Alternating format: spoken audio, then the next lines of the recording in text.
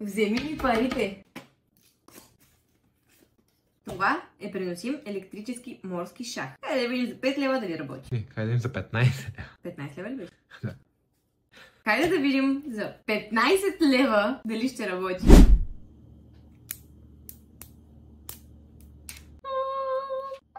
Вечния ми враг оператора. Първото, което си сложил, изчезва по някое време.